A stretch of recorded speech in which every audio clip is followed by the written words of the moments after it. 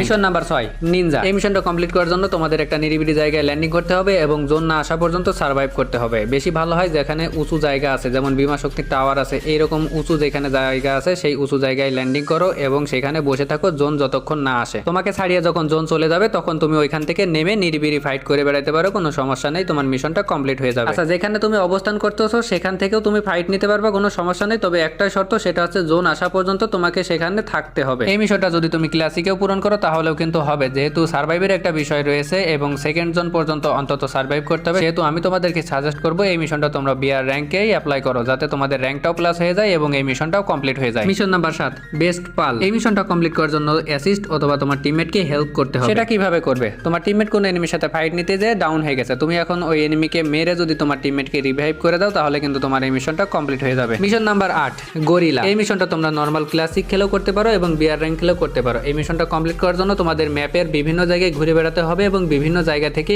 এনিমিকে মারতে হবে। ম্যাপের কোনো জায়গায় যে স্থিরভাবে কোনো জায়গায় থাকা যাবে না, তোমাদের এক জায়গা থেকে অন্য জায়গায় যাইতে হবে। আর এই এক জায়গা থেকে অন্য জায়গায় যাওয়ার জন্য তোমরা চাইলে গাড়ি ব্যবহার করতে পারো। ধরো তুমি কোনো বিমা শক্তিতে আসো, এখানে গাড়িতে থাকা অবস্থায় তুমি এনিমি পাইলে এবং এনিমিকে মারলে, মারার পরই ওইখান থেকে চলে গেলে কোলক টাওয়ারে যে এনিমি পেলে ওইখান থেকে মারলে, এইভাবে তোমাকে এনিমি মেরে বেড়াতে হবে ম্যাপের এক জায়গা থেকে অন্য জায়গায়। এনিমি মারার পর দেখা যাচ্ছে ওই যে স্থানে আছো সেই স্থানে অনেকক্ষণ ধরে লুটপাট করলে এবং অবস্থান করলে, তাহলে কিন্তু তোমার মিশনটা কমপ্লিট হবে না। এনিমি মারছো, এখান থেকে তুমি চলে আসো। আশা করি বিষয়টা তোমাদেরকে বোঝাতে পেরেছি। শেষ দুইটা মিশন দেখানোর আগে তোমরা যারা এখনো ভিডিওতে লাইক করেন, লাইকটা করে দাও এবং তোমাদের ফ্রি ফায়ার আইডি লেভেলটা একটু উল্টো করে লেখো তো দেখি কে কত লেভেলের বট। আমার আইডিটা উল্টো করলে হয় 46, অর্থাৎ আমি 46 লেভেলের বট। আমাদের লিস্টে 9 নম্বরে যে মিশনটা রয়েছে তার নাম হচ্ছে আনক্রন। এই মিশনটা কমপ্লিট করার জন্য তোমাকে নিজে বুয়া না করে এনিমিকে বুয়া দিয়ে দিতে হবে, অর্থাৎ ব্যাটেল রয়্যাল বা বিআর র্যাঙ্কে যাওয়ার পরে এনিমি যখন থাকবে, এনিমিকে মারলেই বুয়া হয়ে যাবে এমন পরিস্থিতি তুমি বুয়া না নিয়ে এনিমির সামনে যেয়ে মরে যাও অথবা জোনে মরে যেয়ে তুমি এনিমিকে বুয়াটা দিয়ে দিলে তোমার এই মিশনটা কমপ্লিট হয়ে যাবে। আজকের ভিডিওর সর্বশেষ